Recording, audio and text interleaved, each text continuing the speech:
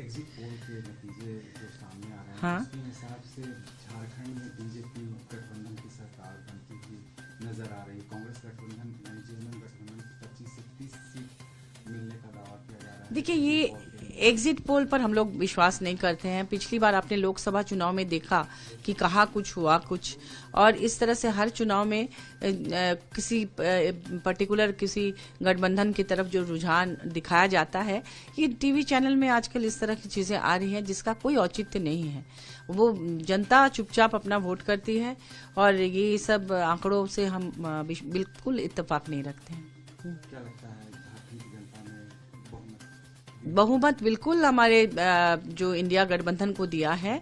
JMM और कांग्रेस, राजद और वाम दलों की सरकार बनने वाली है, क्योंकि आपने देखा जो ये बम्पर वोटिंग हुई है और जिस तरह से इसमें महिलाओं ने बढ़ चढ़कर हिस्सा लिया है, उससे ये साबित होता है कि यहाँ सरकार बन रही है। और खास तौर पर शहरी इलाकों में विशेष रूप से अभी जो 38 सीटों पर चुनाव हुआ इस दूसरे चरण में, उसमें आपने देखा कि बोकारो और धनबाद में कितना कम वोटिंग हुआ।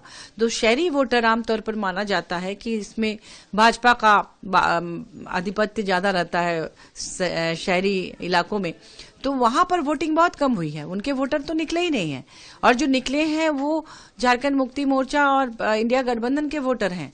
और ये बिल्कुल एक बरगलाने जैसा ये जो भी आपका एग्जिट पोल है, क्योंकि देखिए तमाम जितने नेशनल चैनल्स हैं या दूसरे चैनल्स हैं, उसमें आप देखेंगे कि उनका रुझान किसी पर्टिकुलर पार्टी की तरफ रहता है जो केंद्र में सत्ता पे रहती है, और लगातार उसमें भ्रामक चीजें आजकल आने लगी हैं। पहले की तरह मीडिया को बहुत ज्यादा उस तरह का निष्पक्ष और तटस्थ बहुत कम आप देखेंगे।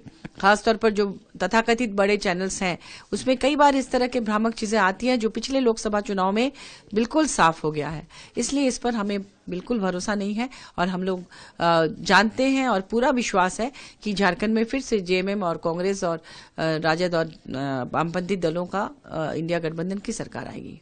चैनल को like, comment, share and subscribe जरूर।